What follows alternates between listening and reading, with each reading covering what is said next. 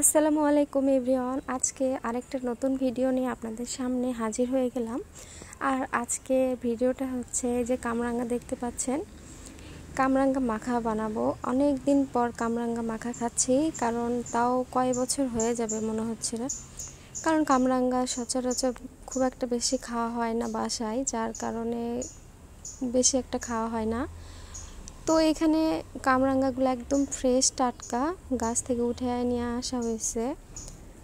আর এটাকে আজকে মাখিয়ে খাবো, দেখা যাক কীরকম লাগে। বিশেষ করে কামরাঙ্গা মাখা তো আমার কাছে ভীষণই মজা লাগে, তবে এটা একটু কাঁচা ছিল, যদি একটু পাকা হতো তাহলে আরও বেশি ভালো লাগতো। তো এখানে আমি কামরাঙ্গাগুলো আগে সবগুলা ছিলে নিচ্ছিলাম, আর ছিলে নেবার পরে এগুলা এখন এই যে দেখেন কত ফ্রেশ দেখা যাচ্ছে, তাই না? আসলে কিন্তু অনেক ফ্রেশ ছিল।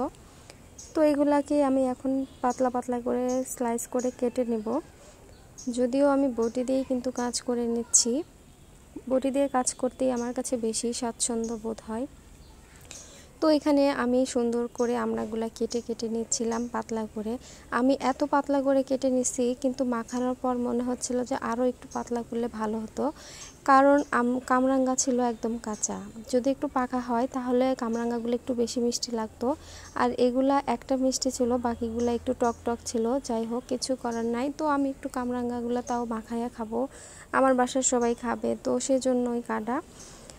তারপরে এখানে তো কাটা হয়ে যাচ্ছিল, আর তো জিভে পানি চলে আসতেছিল।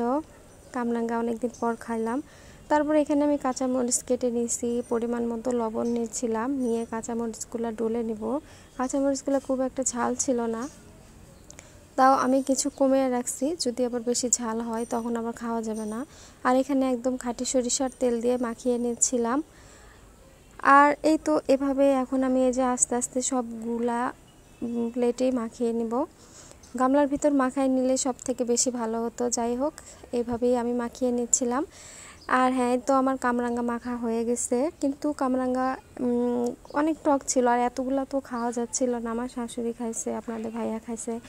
আর এখানে আমি কিছু অর্ধেক কামরাঙ্গা আবার শুকনা মরিচের গুঁড়া ছিল, সেগুলা দিয়ে মাখিয়ে নিচ্ছিলাম। আমার শাশুড়ি উনি এভাবেই খাবেন। তো এই তো আজকে এই পর্যন্তই। সবাই ভালো থাকবেন, সুস্থ থাকবেন। আর আমার ভিডিওগুলো কীরকম লাগে অবশ্যই আপনারা আমাকে কমেন্টে জানিয়ে দেবেন। আর আমি কিন্তু কামরাঙ্গার রসই বেশি খাইছি কামরাঙ্গার থেকে, আমার কাছে রস খেতেই কিন্তু বেশি ভালো লাগছিল। আর হচ্ছে কামরাঙ্গাতে প্রচুর ভিটামিন, তাও খাচ্ছিলাম। তারপর পাশের বাসার এক ভাবিকেও দিয়ে আসা হয়েছে।